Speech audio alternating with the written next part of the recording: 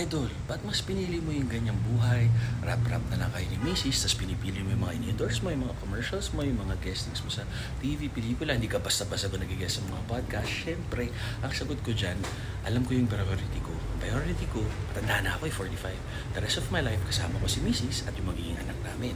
And then, kung ang goal ko dati, nung kabataan ko, sumikat, makaipon, ngayon naman, ini-enjoy ko yung buhay, yung inipon ko. Diba? Kaya mag-ipon kayo, invest wisely.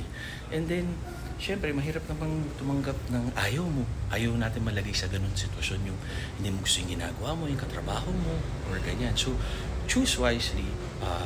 Minsan, syempre, kailangan, kagaya ko, gumana ko, na nag-extra ako, ang baba na sweldo, o minsan walang sweldo, para makilala. Ngayon, tanggapin nyo man na hindi, kilalang tao naman ako, sikat naman ako. So, hindi na kailangan nyo. Ang kailangan, chiching, di ba?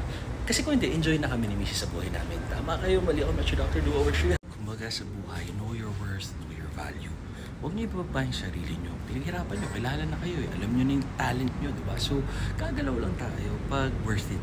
Ako lang naman yun ha. So, tama kayo, mali ako, Matthew Dr. Do works for you. Kanya-kanya tayong journey sa buhay. Stop comparing yourself to others. Bakit ganito yung tsura kung di lang ako nag-shape? Pag nag-shape ako, cutie boy na naman. Pero bakit? Para sa'yo. Masaya naman ako tsaka misis ko din eh. Di ba? Siyang tunay. Kailangan na bigo!